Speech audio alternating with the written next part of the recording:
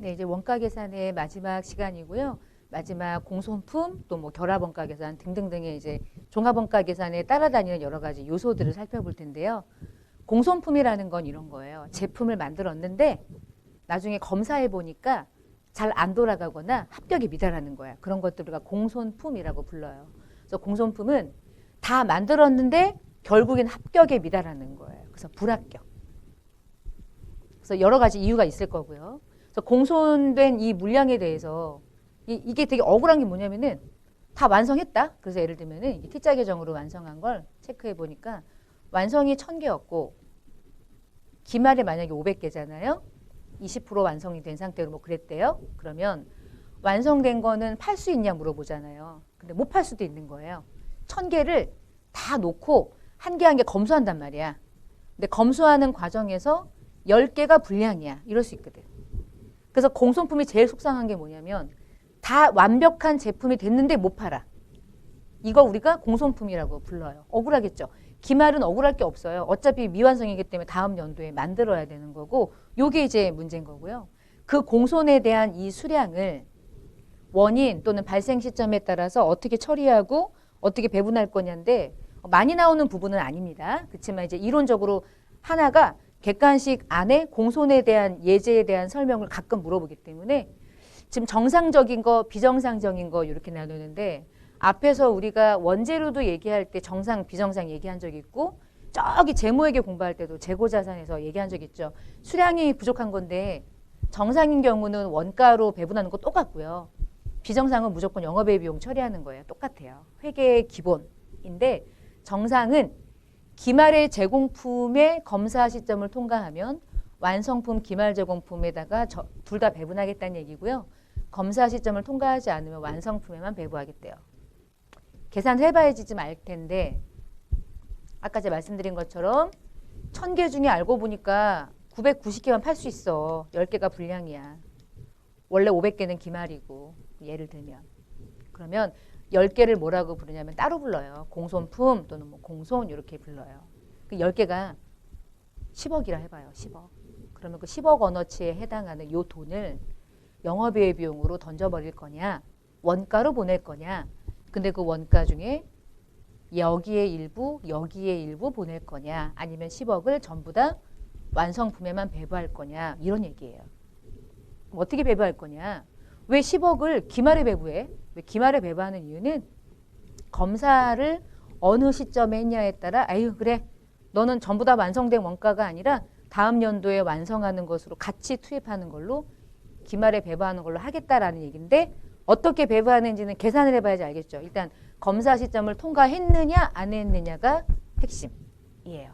그래서 정상 공손, 비정상 공손 뭐 이렇게 나눠야 되는데 정상 공손하고 비정상 공손은 검사 시점을 원가 통제를 하기 위해서 정상 공손 나누는데요.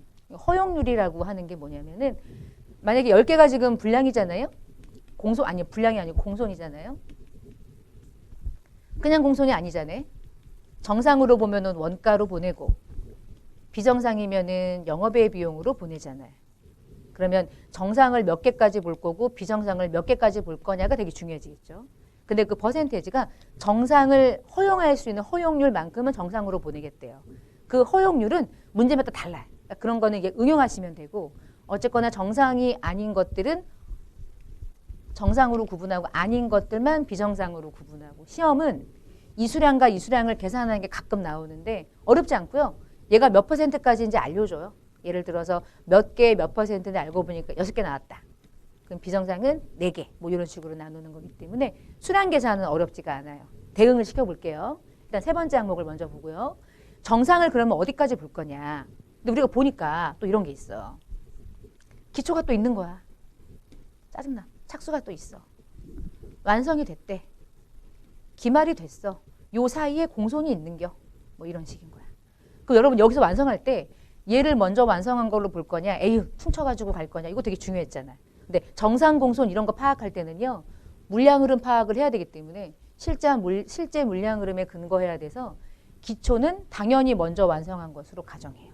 그게 가정이에요. 그리고 공손에 대한 정상 공손의 허용률은 단기 중에 검사를 통과한 정상품에 적용할 거냐, 검사를 하게 되면 통과했니? 뭐 이런 거 주기 중요하죠. 아니면 검사를 받았니? 뭐 검사 시점이 언제니? 이런 거 중요할 수 있잖아요. 그래서 통과했니? 시점이 언제니?를 가지고 통과 기준 검사 시점으로 나눈대요. 중요하지 않아요. 이런 부분은 거의 시험에 안 나와요. 그러니까 오히려 이 파트는 조금 우리 책 중심으로 보면 약간 오바되는 예제고 간단한 공손이 나와요. 그 앞에 종합원가 계산이 훨씬 더 어렵고. 그래서 정상품이라고 하는 그 세 번째 항목을 잠깐 보면 요거는 이제 교재에 나와 있는 항목들이고 허용량은 여러분에게 허용률을 주면 곱하면 되는 거니까 예제 가지고 설명드리려고 제가 합니다. 지금. 네 번째, 정상품, 양품, 완벽한 품목 또는 합격품. 그러면 정상적으로 판매 가치를 지니고 있는 생산품, 팔 수 있는 거. 근데 정상품이냐 아니냐를 판단하는 기준은 대부분 검사 시점. 통과 시점이 아니라 그래서 검사 시점이 기말의 제공품의 완성도가 이게 무슨 얘기냐면 우리가 기말에 500개 남아있잖아요. 500개는 100%가 아니었잖아요. 예를 들어 30%라 해봐요. 그럼 기말의 30%라는 얘기는 30%까지는 완성된 상태죠. 근데 검사를 언제 했느냐에 따라서 이게 전부 다 이제 전체 진척도라고 가정하면 기말은 30%까지가 완성된 상태야. 근데 검사를 언제 했는지 보니까 요때 했어. 검사를 20% 시점에 했대. 그러면 기말의 제공품은 30%까지가 완성된 상태인데 20%까지가 완성된 상태를 검사했다는 얘기는 30%, 20%.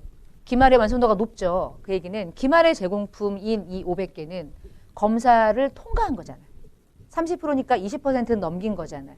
그러면 아까 얘기했던 것처럼 기말도 정상품처럼 보겠다 이런 뜻인 거고요.